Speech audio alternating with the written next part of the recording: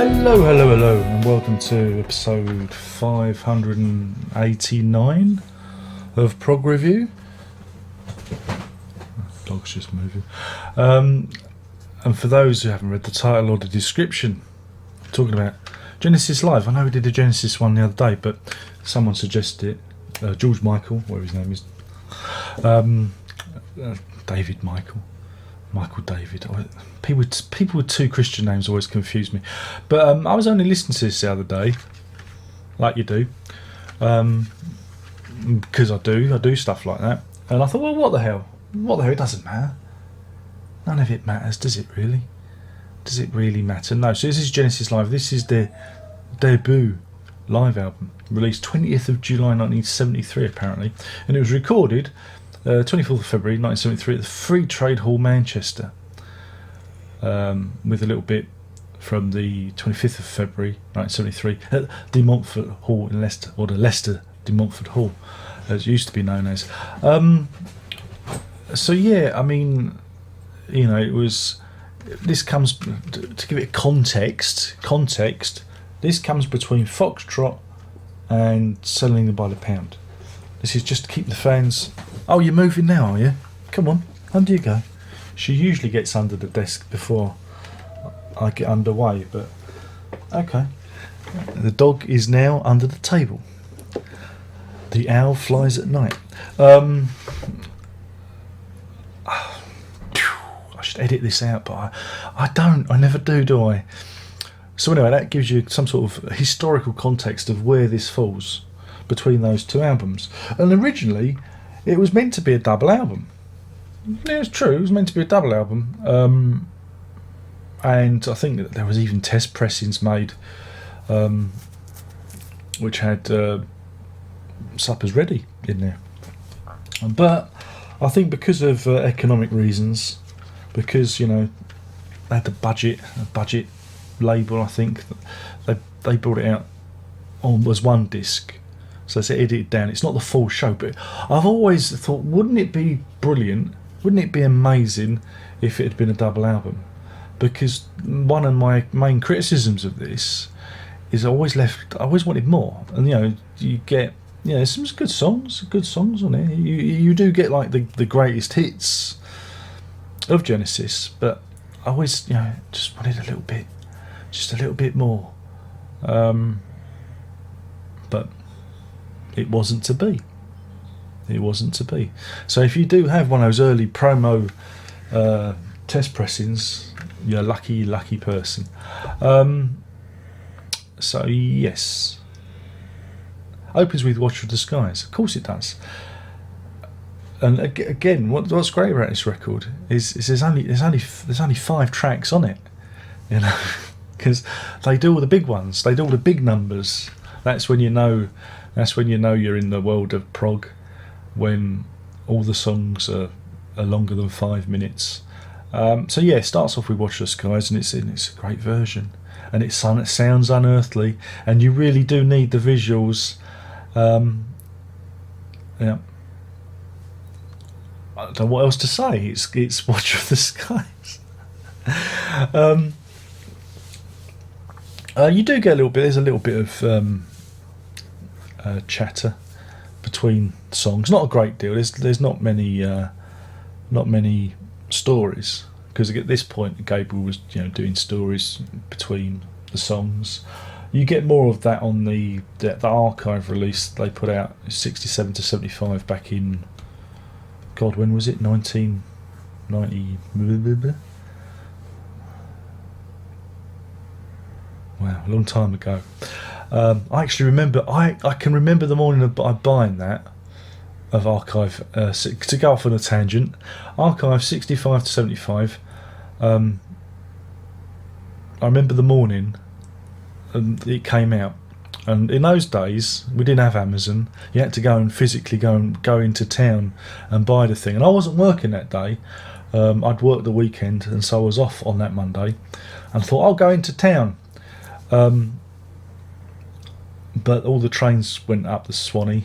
Central Line was out, and ended up going via the Victoria Line. And I had to get back because I think someone was I had to get back for reasons half remembered. For an appointment, I think someone was coming to the house inspection. I don't remember. It was a long time ago. I know I had to get back in time. I know I was in a hurry to get back. That's not much of a story, really, is it? Darren went to buy a record and the trains were up the Swanee. That's not much of an anecdote. That's why I'm never invited to dinner parties. That and my flatulence. It's chronic flatulence. And my halitosis. But I'm a bit like Gabriel. I'm off the point, aren't I? I'm a bit off the point. But then we're going to get him out by Friday. So you're getting a foxtrot feel of it. You know, there's foxtrot is well represented. You know,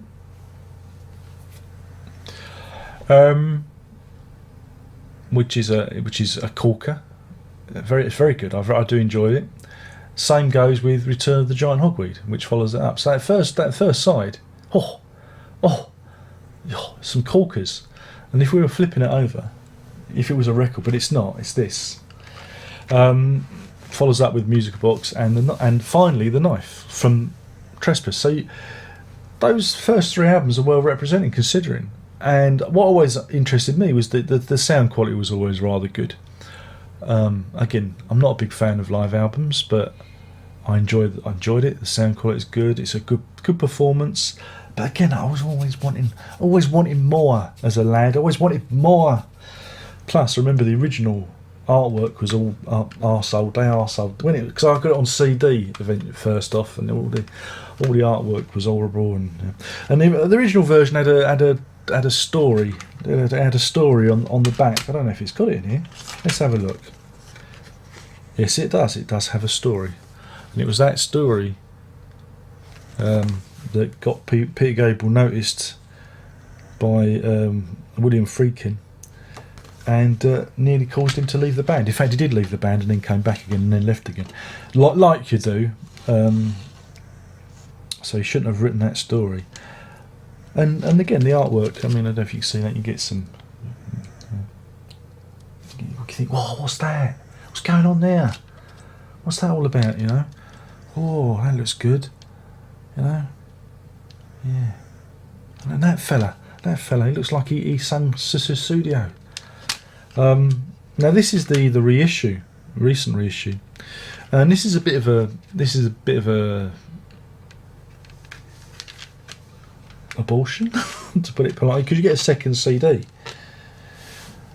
Well, actually, no, you don't get a second CD. You get extra tracks on the album, but they don't bear any relevance to this period. You get tracks from The Lamb, Back in New York City, Flying the Windshield, Broadway Melody 1974, Anyway, and Chamber of 32 Doors, which just don't sit well on this album. I mean, who planned that? I had no idea. And again, the same goes for because there is also a 5.1 mix with the same tracks if you're interested. But whoever thought that was a good idea, why didn't they just put on, because they must have the tracks somewhere, the original tracks from that, that test pressing, Supper's Ready and whatnot. I don't know. We got the Lamb stuff instead for some reason. It seemed like a good idea at the time. Was this commercially released? Was it, or was this, because I got this is part of the live box set, you see. But yeah, I've always enjoyed it, but it always felt a little bit truncated. It always felt like